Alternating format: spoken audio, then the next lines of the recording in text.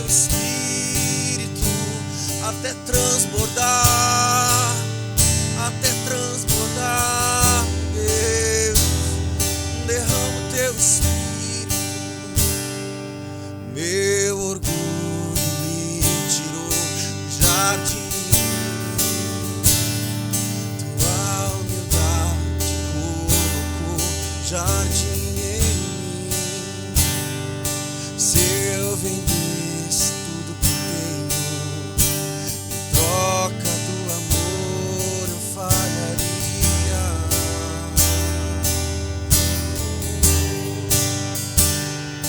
Pois o amor não se compra, nem se merece. O amor se ganha, de graça o recebe. Eu quero conhecer Jesus. Eu quero conhecer Jesus. Eu quero conhecer Jesus. Eu quero conhecer Jesus e ser achado nele, ser achado em ti, ó Deus, ser achado em ti, ó Deus. Oh, meu orgulho me tirou do jardim, tua humildade colocou jardim em mim. Se eu vendesse tudo que tenho em troca do amor, eu falharia. É a tua graça, pois o amor não se compra e nem se merece. O amor se ganha, de graça o recebe. Eu quero conhecer Jesus. Eu quero conhecer Jesus. Eu quero conhecer Jesus. Eu quero conhecer Jesus. Meu amado é o mais belo entre milhares e milhares. Meu amado é o mais belo entre milhares e milhares. Meu amado é o mais belo entre milhares e milhares.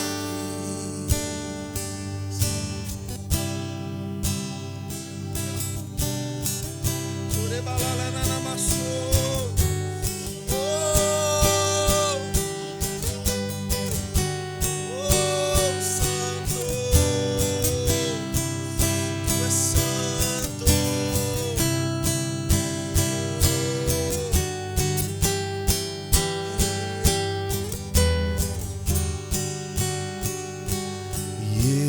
Yeshua,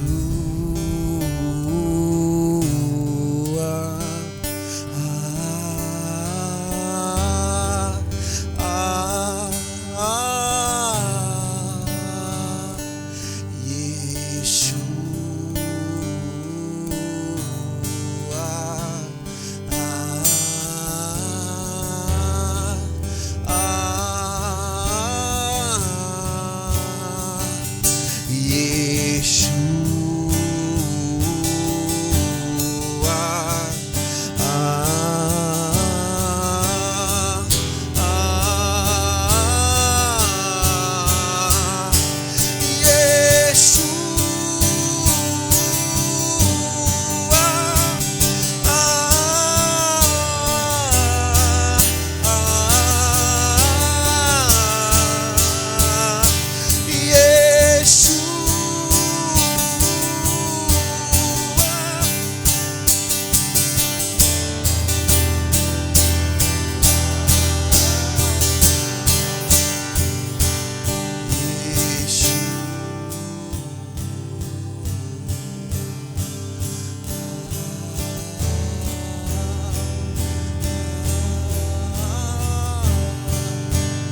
cheio do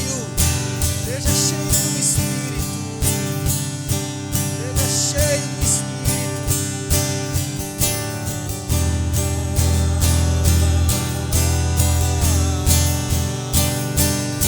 Queremos ser cheios do Espírito, cheios do Espírito, cheios do Espírito, cheios do Espírito,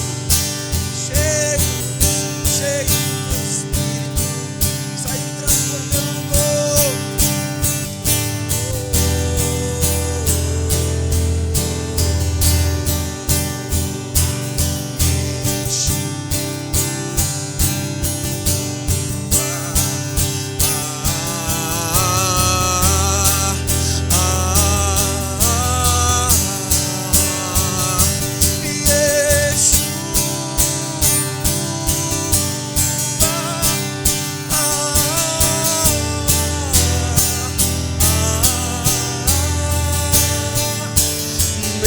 Meu amado é o mais belo em milhares e milhares. Meu amado é o mais belo em milhares e milhares. Meu amado é o mais belo em milhares e milhares. Meu amado é o mais belo em milhares e milhares.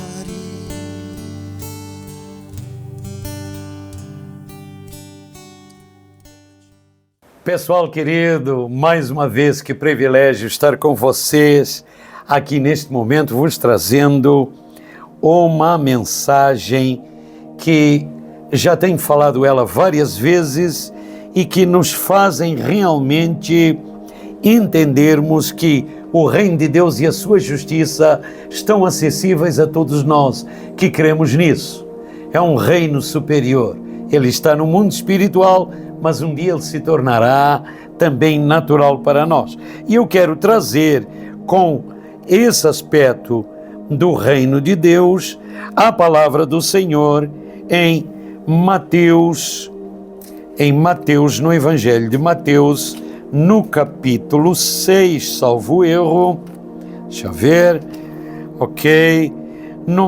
Exatamente. No capítulo 6, nos versículos 33 e 34, mas para melhor corroborar o que nós vamos estar fazendo com vocês, eu gostaria então de ler abertamente esta mensagem que é: por isso vos digo, começando no versículo 25, e eu vou salientar apenas as frases mais importantes.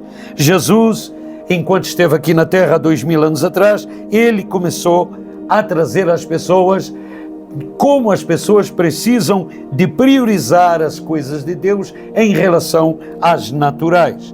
E ali no versículo 25 diz assim: por isso vos digo, não andeis ansiosos pela vossa vida quanto ao que haveis de comer ou beber, nem pelo vosso corpo quanto ao que haveis de vestir.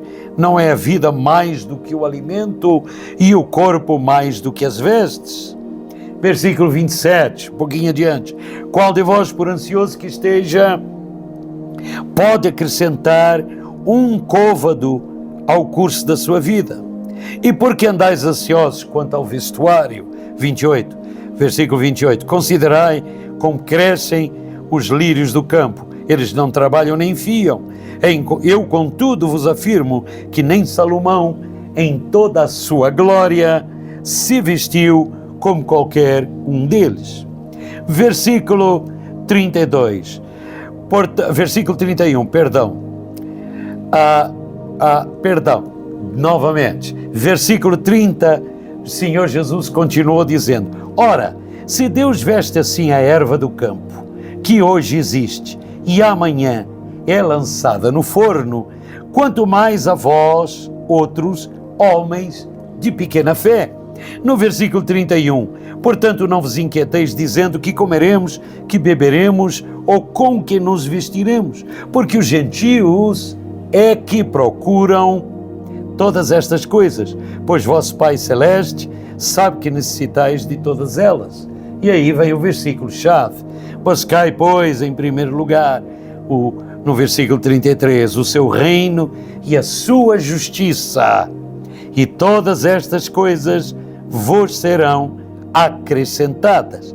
Portanto, não vos inquieteis com o dia de amanhã, pois o amanhã trará os seus cuidados, basta o dia o seu próprio mal. Então, com isto, o tema da minha mensagem esta noite é redescobrir as prioridades de Deus para os dias que atravessamos atualmente.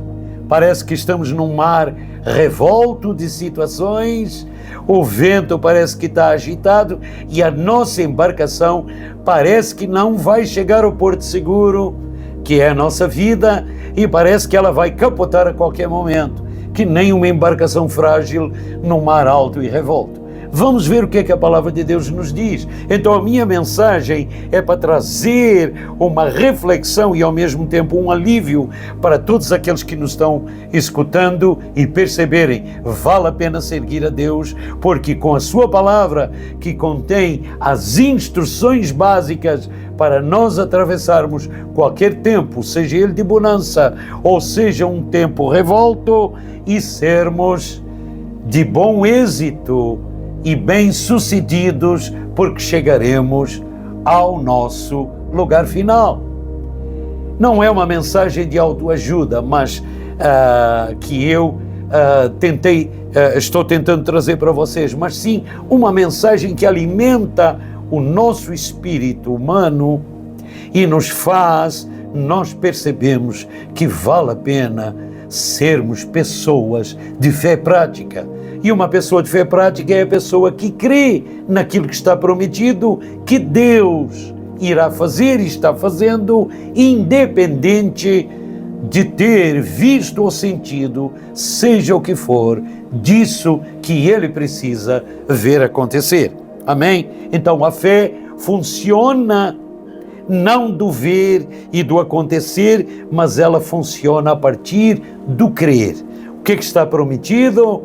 Deus é o mesmo ontem, hoje e para todo sempre. Então o que está prometido foi para ontem, será para hoje e será para o futuro. Amém? Louvado seja o nome do Senhor.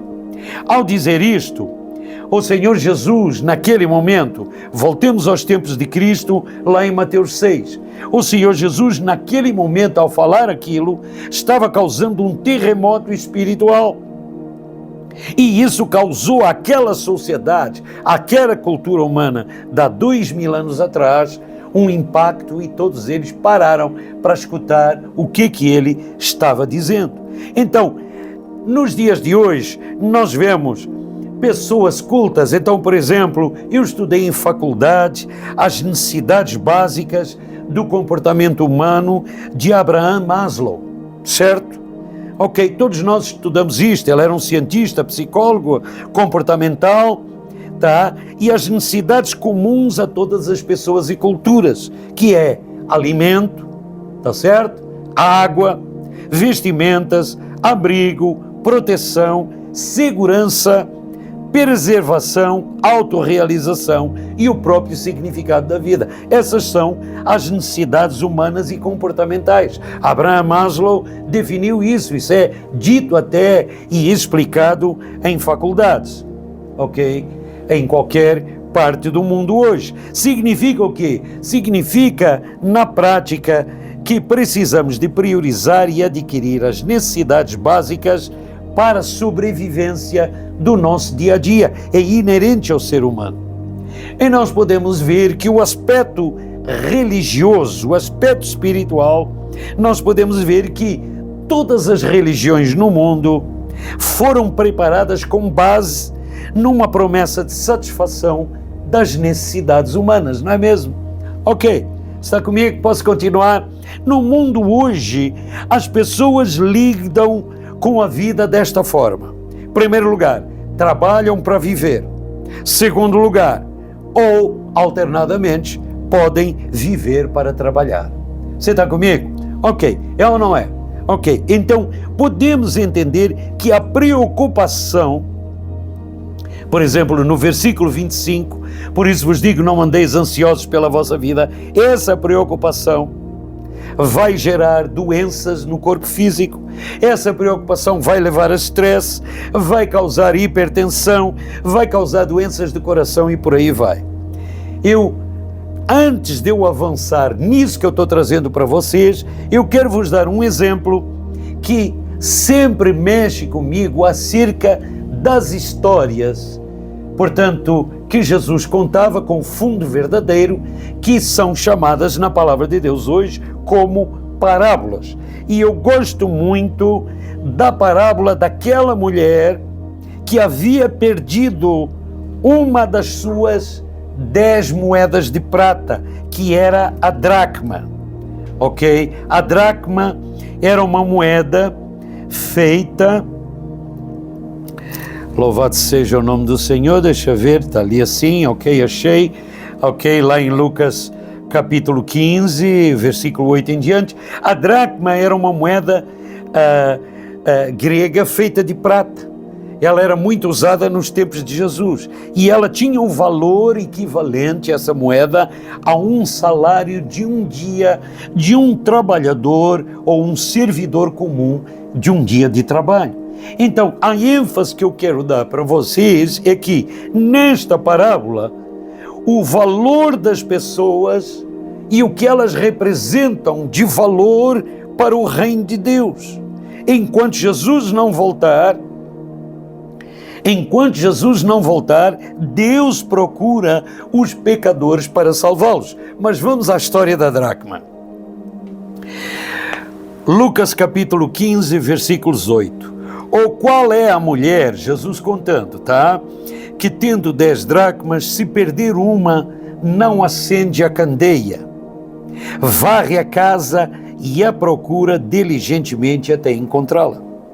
E tendo achado, reúne as amigas e vizinhas, dizendo: alegrai-vos comigo, porque achei a dracma que eu tinha perdido. Eu vos afirmo que, de igual modo, há júbilo diante dos anjos de Deus por um pecador que se arrepende. Então, queridos, já vou voltar a dissertar alguns pontos chaves disso aí, mas nós precisamos entender que a mulher perde uma dracma em sua casa. Ela acendeu a candeia e procura pela casa toda uma moeda relativamente pequena. Ela varre a casa, ela procura detalhadamente pela casa até ela achar a moeda finalmente ali em algum lugar. Então, se olharmos bem, essa mulher procurou a moeda. Que gesto foi esse? Ela perseguiu com vigor e foi determinada até encontrar o seu objetivo. Assim nós temos que ser também na vida.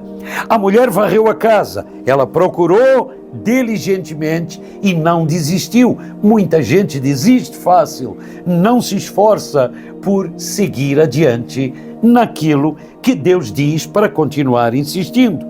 Então, a ordem divina está em buscar o reino e a sua justiça e as demais coisas nos serem acrescentadas. E o que representa aí buscar o reino? De Mateus 6,33. Buscar representa, procure saber o que é o reino, o que o reino de Deus tem para ti, como é que você irá trabalhar. Estude esse conteúdo para você entender pela fé que as promessas da palavra de Deus se aplicam para a sua vida hoje e para a minha também.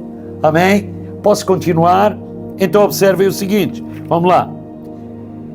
O que nós precisamos entender?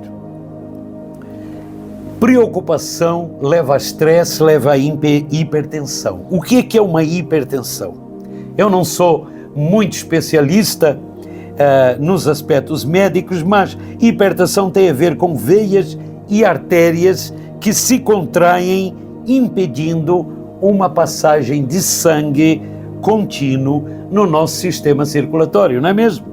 Então, o sangue retorna ao coração e aumenta a pressão. Por quê? Porque a artéria contraiu e não deixou esse sangue fazer o seu trabalho continuamente. A consequência é que, se isso acontecer muito frequentemente, infartos e derrames acontecem e ocorrem na vida de qualquer pessoa. Então precisamos entender que preocupação é, de fato, ao meu ver, a atividade mais inútil na face da Terra. Ela não resolve nada e danifica o nosso corpo humano. Qualquer religião pagã, queridos, vamos então fazer uma analogia para aquilo que eu estava falando acerca lá no início sobre religião. Qualquer religião pagã nos traz um enfoque na aquisição de bens e na satisfação de necessidades pessoais para nós. Por isso que as pessoas são religiosas. O que eu estou trazendo para vocês este momento, seja tarde, seja noite que você esteja assistindo a essa mensagem, é que a verdadeira religião tem um nome e ele se chama Jesus Cristo de Nazaré.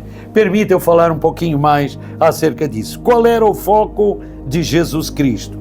A primeira questão que ele trouxe nos primeiros capítulos de todos os evangelhos, Mateus, Marcos, Lucas e João, era buscar o reino de Deus e a sua justiça para que as demais coisas pudessem ser acrescentadas. Então, o Senhor quer nos dar o segredo para isso. E qual é esse segredo? Ser-se obcecado, no bom sentido, por esse reino de Deus. Ter acesso, por quê? Porque esse reino de Deus nos vai dar acesso a todas as riquezas, aos recursos celestiais que extrapolam os recursos naturais. Portanto, vai priorizar, podemos então, para ter acesso a tudo isso, priorizar e obedecer às leis do reino de Deus, que são as leis da palavra de Deus. A primeira igreja no primeiro século, Atos dos Apóstolos, capítulo 2, versículo 42, diz: e perseveravam unânimes na doutrina dos apóstolos, na comunhão, no partir do pão e nas orações. Então, em primeiro lugar, eles priorizavam em obedecer às leis do reino de Deus, que era a doutrina dos apóstolos, portanto, os ensinos de Jesus, que eu estou lendo para vocês agora.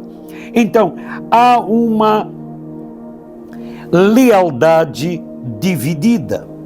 Lucas, capítulo 9, versículos 57 e 58, Lucas, capítulo 9, versículos 57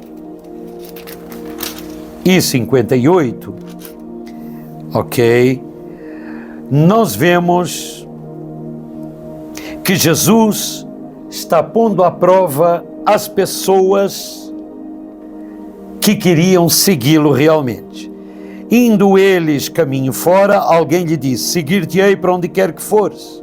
Mas Jesus lhe respondeu: as raposas têm seus covis e as aves do céu seus ninhos, mas o Filho do Homem não tem onde reclinar a cabeça. Durante muito tempo, eu não conseguia entender o que realmente representava Lucas capítulo 9, versículos 57 e 58. Na realidade, eu pude perceber que era um compromisso, tinha a ver com um compromisso a ser cumprido ou não, independente dessa jornada ser fácil ou difícil, não é mesmo? Então, buscar o reino de Deus para se receber coisas, apenas para se receber coisas, é uma motivação errada. Mas buscar o reino de Deus, seguir o Rei e o Pai Celestial, Deus Pai, com a presença do Espírito Santo, é a motivação certa. O segundo aspecto é honrar a Deus, é obedecer às suas ordens. Honrar a Deus é obedecer às suas ordens e não adiar o chamado do Senhor por causa disto ou daquilo. Se nós olharmos versículos 59 a 60, nós vemos que por causa de família, e o Senhor Jesus diz isso, segue-me. No versículo 59, porém respondeu: Senhor, permite-me primeiro sepultar meu pai. No versículo 60, mas Jesus insistiu: deixa os mortos sepultar os seus próprios mortos, tu porém vai e prega o reino de Deus. Ao outro disse-lhe: seguir-te-ei, Senhor, mas deixa-me primeiro despedir-me dos da casa. Mas Jesus lhe replicou: ninguém que tendo posto a mão no arado olha para trás é apto para o reino de Deus. Então, na realidade, queridos, há um teste de prioridade para seguir-se ao reino dos céus. E para seguirmos o reino dos céus, nas prioridades que a palavra de Deus diz, eu estou trazendo, primeiro eu trouxe a dracma perdida, agora eu estou trazendo uma lealdade que fica dividida acerca das palavras de Jesus, e agora, por último, eu quero trazer a vocês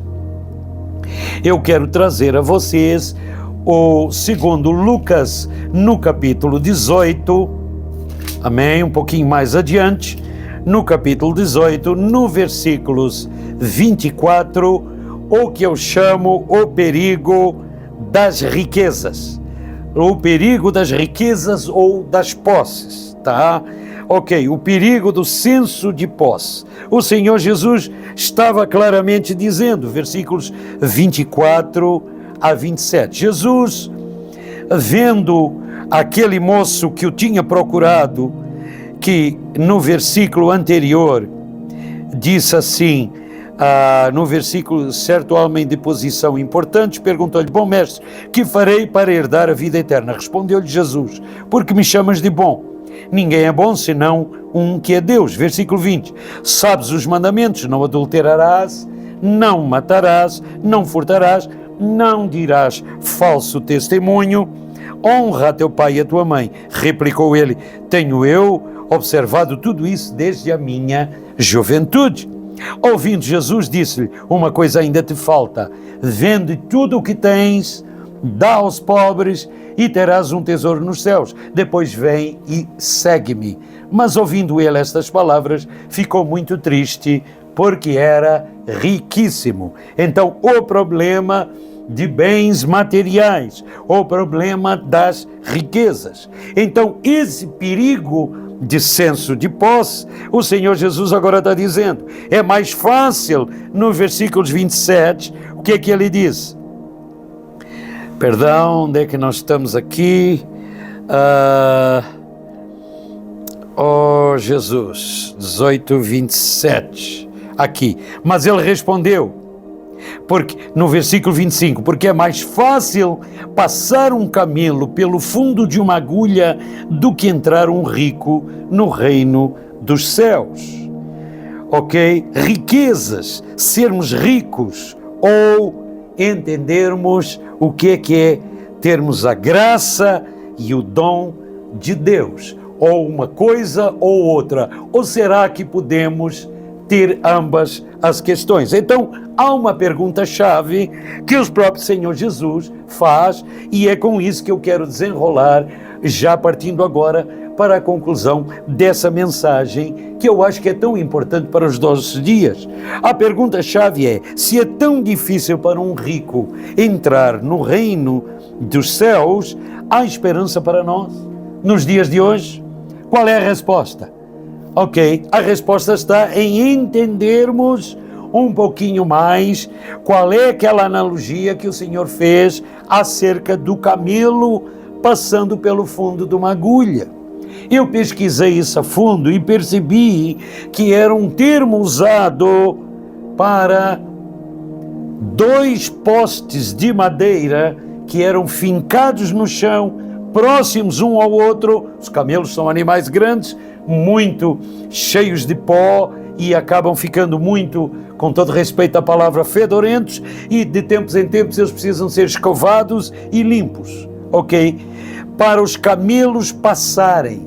Então eles eram forçados a passar por aquelas 2 estacas, e ao eles passarem por essas 2 estacas, eles ficariam trancados nela, não conseguiram passar para o outro lado. E enquanto eles ficavam ali, cheios de areia e de pó, trancados naquelas duas estacas, o animal era preso nessas tábuas, ele ficava quieto, e então quem cuidava desses animais conseguia então adequadamente passar água sobre eles, dar-lhes limpeza e fazer eles efetivamente saírem limpos de toda essa poeira e sujeira do outro lado. Portanto, o senso de posse, voltemos agora ao início do que é que Jesus estava querendo dizer.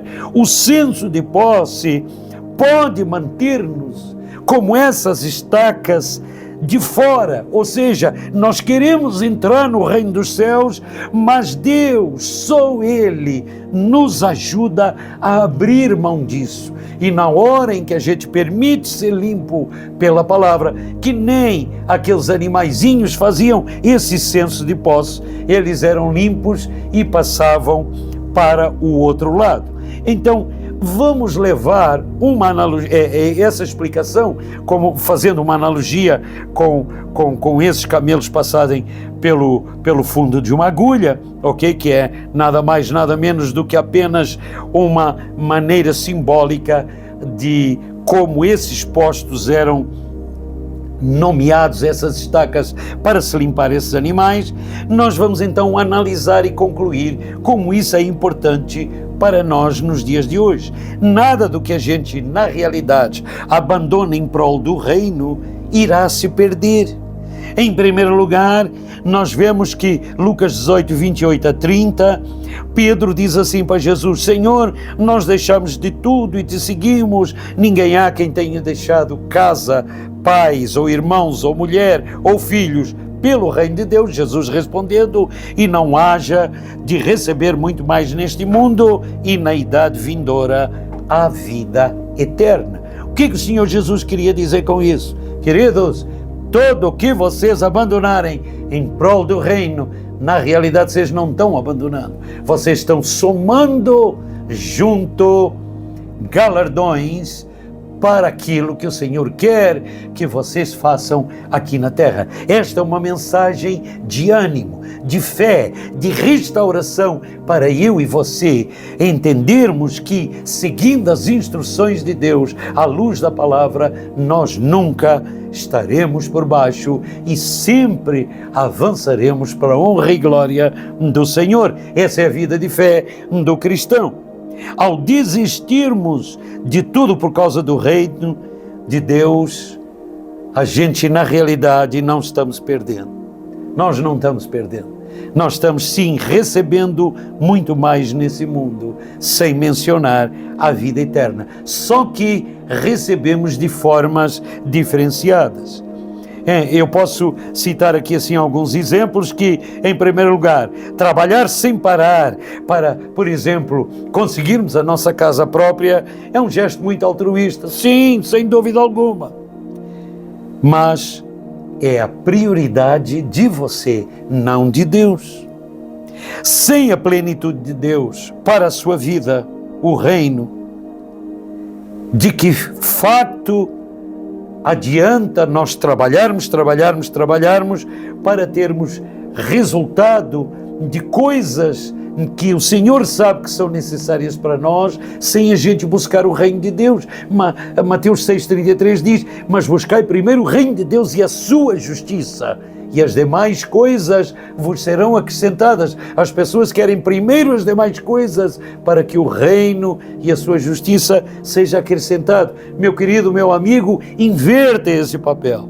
O Senhor quer que também tenhamos, com certeza, bênçãos materiais, mas que elas não nos possam controlar, nos dominar e nos manipular.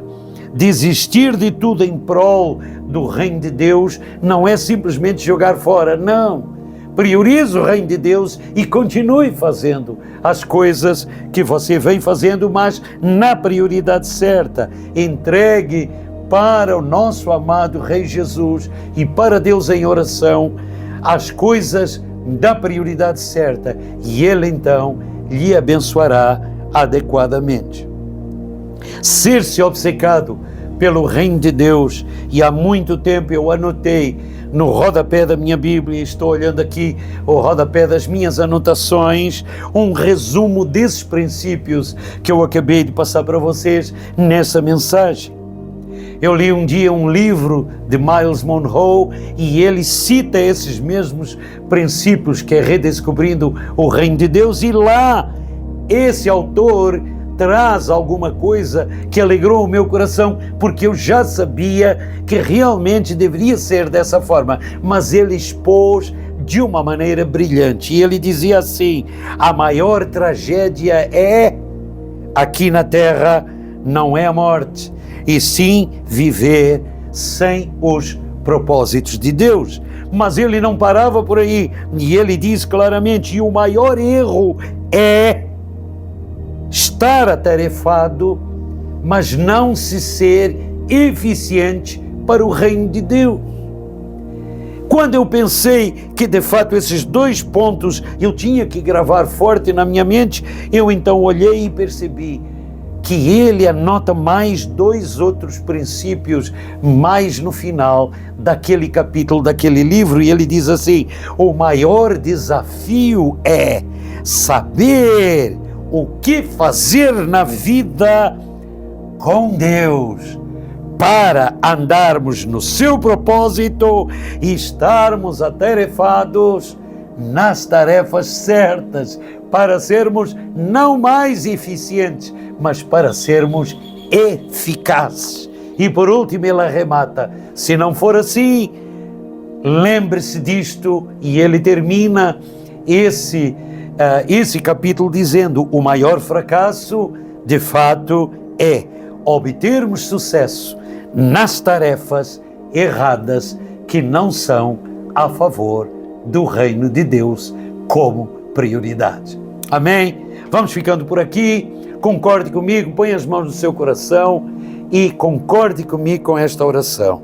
Pai, em nome de Jesus, obrigado por esta reflexão maravilhosa que Tu, Senhor, puseste em meu coração para eu trazer para as pessoas que nos assistem. E que verdadeiramente, Senhor, nós saiamos do que é uma tragédia de vivermos sem propósito, do que realmente representa o maior erro, que é estarmos atarefados com tudo que é coisa e não priorizarmos o Teu reino e não olharmos para o grande desafio simples que é saber o que fazer, porque a Tua palavra nos dá a orientação do que fazer aqui nesta vida de maneira simples, para que a gente jamais caia no erro que muitos, infelizmente, têm caído. Ajuda-nos, Senhor, a não passarmos por fracassos, porque o fracasso pior de todos é aquele aonde não priorizamos o Teu reino,